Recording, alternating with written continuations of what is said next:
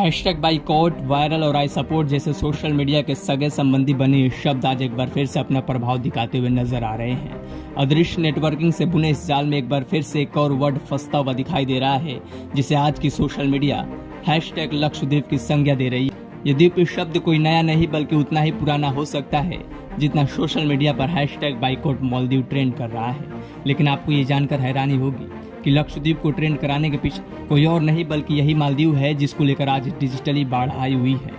Social media पर आई इस बाढ़ की वजह कुछ और नहीं बल्कि प्रधानमंत्री मोदी का लक्षद्वीप का दौरा है। दरअसल 3 जनवरी को प्रधानमंत्री नरेंद्र मोदी केंद्र शासित प्रदेश लक्षद्वीप के दौरे पर गए थे। इस दौरे की कुछ तस्वीरें उन्होंने सोशल मीडिया पर साझा की, जिसमें समुद्री बीचों के आकर्षक नजारे देखने को मिले।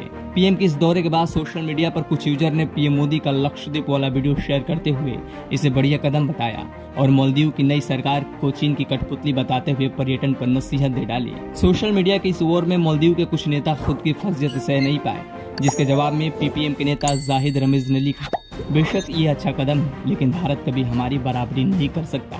मालदीव पर्यटकों को जो सर्विस देता है वो भारत कैसे देगा? वो इतनी सफाई कैसे रख पाएंगे जितनी हम रख पाते हैं? उनके कमरों में आने वाली बदबू टूरिस्टों के लिए सबसे बड़ी दिक्कत होगी।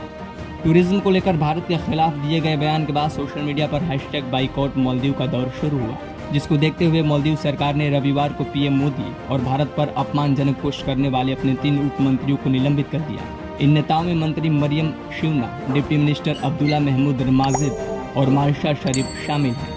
वही लक्षद्वीप को पर्यटन स्थल के रूप में पीएम मोदी का प्रशंसा किए जाने और मालदीव में मंत्रियों के निलंबन के बाद भारत के कई दिग्गजों ने पोस्ट पर आश्चर्य जताया। इस आश्चर्य वाले पोस्ट में सीरम इंस्टीट्यूट ऑफ इंडिया के सीईओ अदार पूनावाला ने भारत को शानदार पर्यटन वाला स्थल बताया, तो इज माई ट्रिप के सह संस्थापक और मुख्य कार्यकारी अधिकारी निशांत पट्टी ने सोशल मीडिया प्लेटफॉर्म पर भारत के साथ एकजुटता दिखाते हुए मालदीव की सभी उड़ानों की बुकिंग निलंबित कर दी। भारत और मालदीव पर्यटन से जुड़े इस विवाद में अब सबसे बड़ा सवाल ये उठ रहा है कि लक्षद्वीप का मालदीव से तुलना करने वाली बात पर आखिर मालदीव के कुछ मंत्री क्यों भड़क उठे।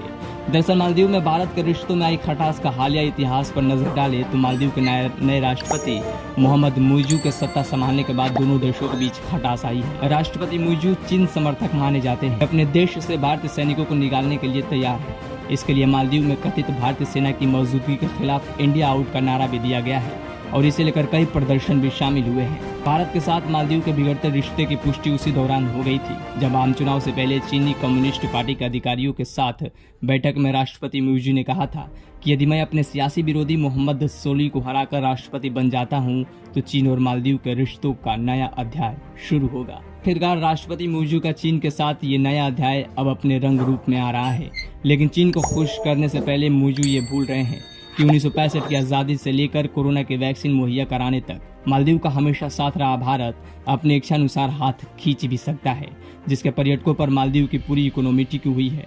अब आगे देखना होगा कि सोशल मीडिया के हैशटैग से शुरू हुए ये विवाद डिप्लोमेसी के स्तर पर कहां तक पहुंच पाता है। ब्यूरो रिपोर्ट, दी राजधानी।